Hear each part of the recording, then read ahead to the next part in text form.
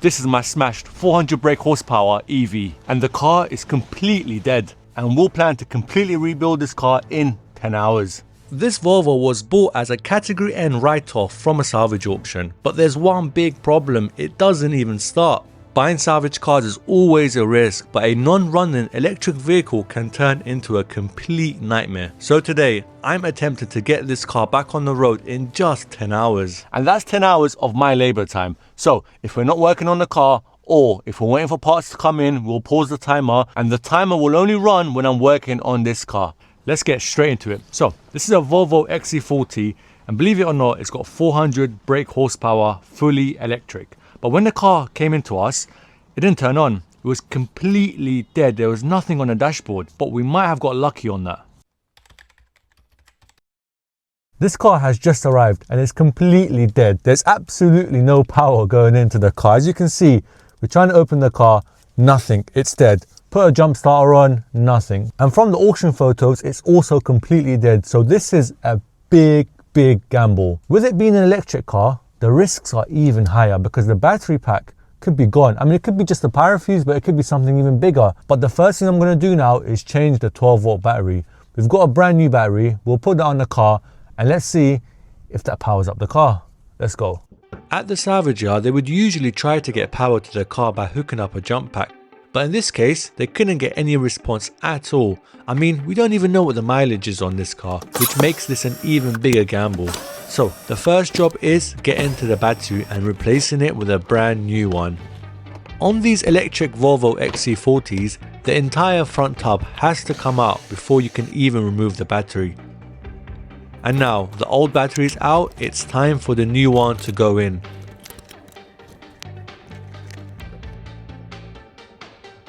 And this is good news, the headlights are flashing, so we are getting some power. Okay, we've got some life to it now. The battery level is on 0%, but let's just see if it does anything. Actually no, it's on 28%, did you see? It's gone up 28%. That's good news because we're seeing a percentage sign, right? The key is working now. We're seeing the battery percentage. So far, it's good news. When I put it into drive, yeah, the car just dies. Oh, no, it doesn't. Oh my day, it went forward. And then we go, reversing. Hey. Okay guys, the car's turning on, it's going back and forward. It's good news. So what it looks like is the issue was that 12-volt battery. But I was surprised because at auction they would have tried to jumpstart it, but it didn't work. Maybe the battery was completely dead or the jump starter wasn't strong enough. I don't know. Well, it's good for us. What we thought might be the issue is that I didn't think, oh, it's a 12-volt battery, we're going to change it, it's going to work. I didn't think it was going to be that straightforward. We thought maybe the main battery pack was the issue, and that would have meant that we need to bring the whole battery pack down and do some work on it, which we just can't do. Then you're not making a profit anymore. You're looking at making a loss. But that's not the case. That is a really good win. Now the car starts and drives, we can focus on rebuilding this car. Let's go through the damages and see exactly what we need to buy. And the first thing is the bracket here. What you can't see from the Copart photos is this bracket is damaged and we need to replace that. And now the air shutters. The bottom one looks okay. I mean, there's no damages here. Normally you could kind of touch it and all the pieces will fall off, but this one looks okay. The top one, there's no air shutter, so we need an air shutter for the top. And on this side, generally looks okay. I mean, the headlight, it's not broken. I mean, all the lugs are okay, otherwise it'll be moving, but it ain't moving, so that's good news. The brackets look to be okay behind it. This area here, it's okay. I mean, there's nothing kind of damaged. I don't see anything. The impact wasn't directly on this side. I mean, even though we've got a bracket that's broken here, what I think it is, and what makes the most sense, was directly through the middle. Perhaps the guy went into a pole or something like that. But the lower half looks okay. I mean, even the under tray, it's okay. It's not damaged, so that's good news. And over this side, headlight again, it's okay.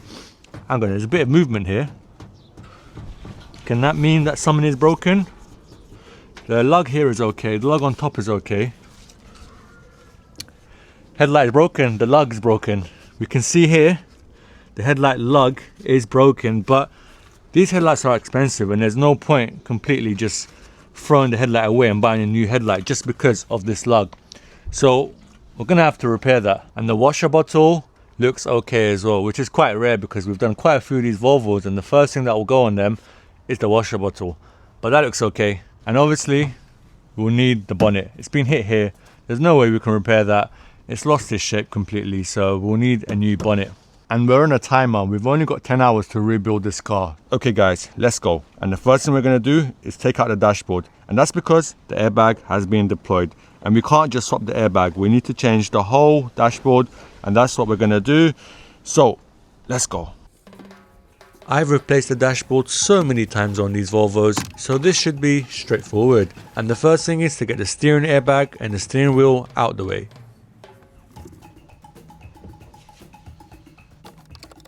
Next thing is to take out all the trims and the center console.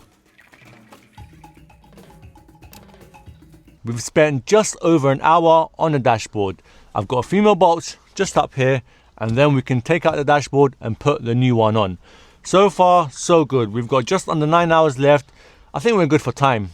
Let's crack on. And there's a bunch of bolts just holding the dashboard onto the body of the car. And once we take all of the bolts off, we just need to pull the dashboard out of the car.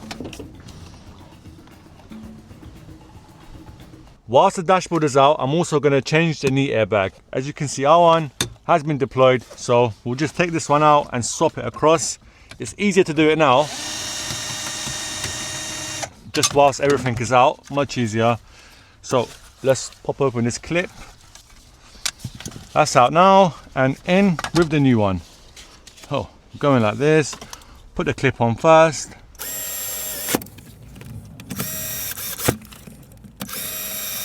This is our old dashboard. That's out now, straight to the bin. And this is our new one. We need to put this back onto the car, so we can see everything is out now. So that needs to go back in, and we've got 8 hours and 25 minutes left. We are on track. We are doing well. So let's go. And now, when putting back the dashboard back in its place, it's very important that we clip and we bolt everything back into exactly how it was, because we don't want the wires to start rattling or the dashboard to vibrate when we're driving. So it's very, very important we do it exactly how it was. And when putting back the dashboard, we just follow the same steps as we did, but in reverse. Now, let's get to the end and put the steering airbag back onto the car. And once we complete the repair on this car, it'll be very hard to tell where the damage was, unless you do a car history check with full car checks. The report will tell you exactly where the damage area was, and if the vehicle has been put through salvage auction, in most cases you will see the damage photos. And you can get 50% off a full check with code IBSFIX50, and that'll tell you if your car has outstanding finance, if it's been written off, the salvage details, keeper history, mileage history, and the list is long. And you can also do a factory spec check and a service history check to see if your car has been serviced at the dealer or even at independent garages like Quick Fit or Halfords. I've left the website name and a discount code in the description below. We are done with the dash. We've changed the steering airbag as well, and the driver's side seatbelt I've taken off, but I'm waiting for the new one to come. So we are good on the inside so far, and I'm quite happy with how long this took. The next thing we'll work on is the bonnet. What I'll do is I'll take this bonnet off. As we can see, the damage here, quite obvious, and it's lost its shape generally, so we'll need a new bonnet, and we've got one here. And this one cost me £700 just for this bonnet, but supposedly it's in the same color black and it's in really good condition and doesn't need a respray. We're gonna find out. And on the timer, we've got 5 hours and 30 minutes left. We're on track and we should be able to finish within our 10-hour time frame. As long as the front hasn't got some issue that holds us back, we should be able to get it done. Apparently it's from a 2025 plate car, so it should be in a very good condition.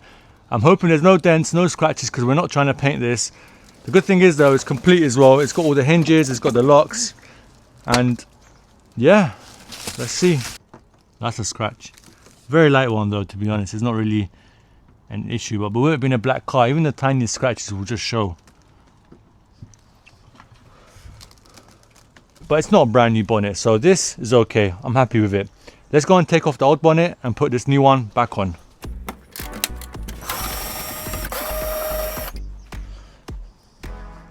And in with the new one.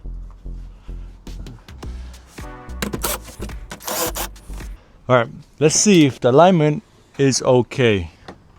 There's a gap here. I mean, that's not how it should sit. I can put my finger through it. The other side is okay.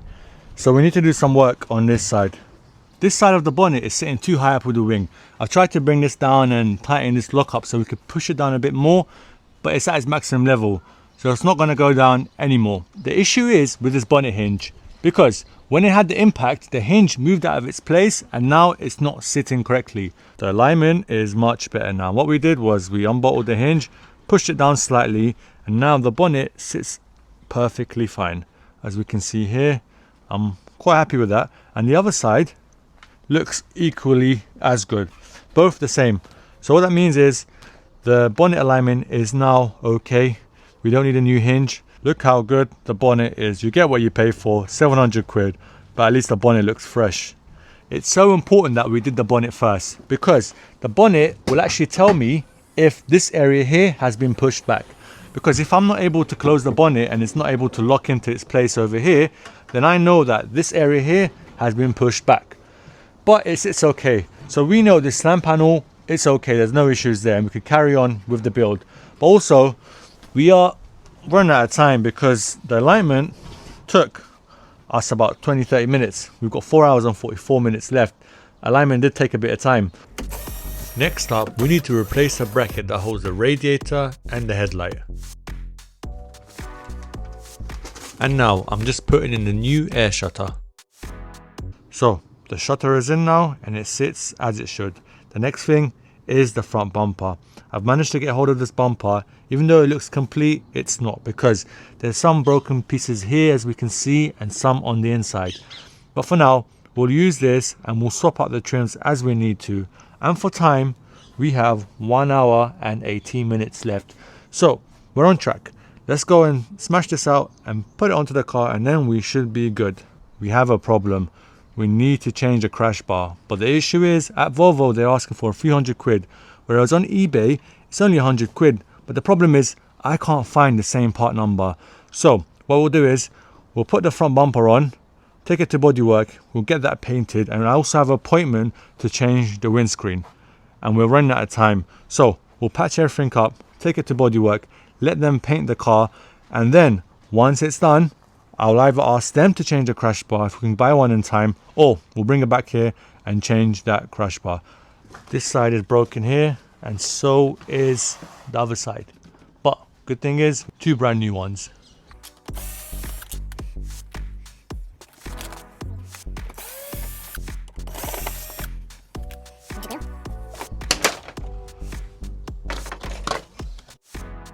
That's off now.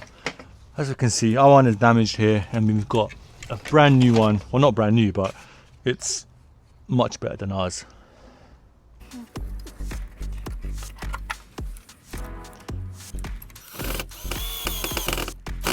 The front bumper is now ready to go onto the car. But before doing that, I'm going to put this airbag module back in. The crash data has been reset and it's back with us now. We'll put that in, and then if that's all okay, we'll put the front bumper back onto the car. We had to get the airbag module sent off and reset, otherwise the airbag light just wouldn't go off. And now that's done, we just need to put the new seatbelt back into the car and the airbag light should just go off. Time for the front bumper, and we've got 51 minutes left, so we are well on track.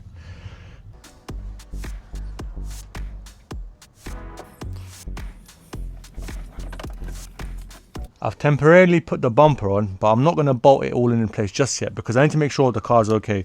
We'll plug our computer in, make sure the airbag light is gone, make sure all the sensors are okay. And once I know everything's okay, then I can start bolting everything back in. Okay, so what we'll do is now, we'll check all the codes, make sure that there's no airbag light, make sure there's nothing outstanding that we need to do. And fingers crossed, if it's all good, we could just bolt up the bumper and then we're good to go.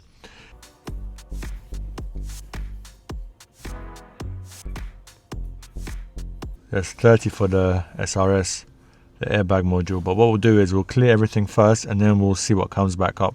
The SRS module, there's no fault, so the airbag light has gone. That is good news. But there is a lot of codes. Let's have a look at the engine control module.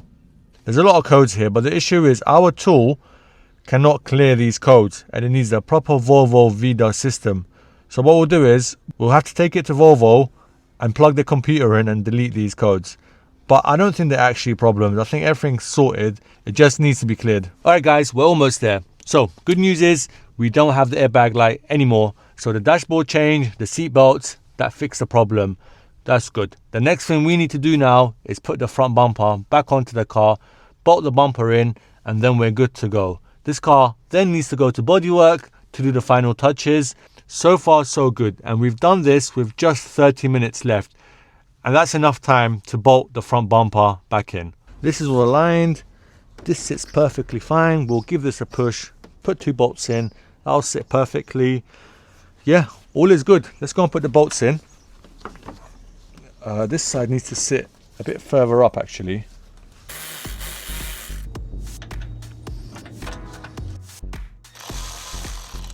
And there we have it. The bumper is on the car now, and I'm happy with how it's sitting. The alignment is good. I mean, we don't have any issues on the side. It matches the other side. All in all, it's good. And we've got 1 minute and 8 seconds left. So we are done. We've done it within the 10 hours. I'm happy with that. Everything is done. So yeah, we've achieved it. We've completed the build in 10 hours, in just under 10 hours. But what we need to do now is take this to bodywork. But there's nothing left for me to do. This needs to go to bodywork, and then they'll paint the front bumper here, and also they'll change the crash bar. I've managed to eventually source one, so they'll change the crash bar when it's done. They'll take off the front bumper, change that, put it back on, spray everything, and it's good to go. And how lovely does it look? I've not put the trims on the side because they need to take it off anyway to get to the crash bar, so there's no point putting it on, having to take it off again. But yeah, all in all, I'm happy with how it's turned out.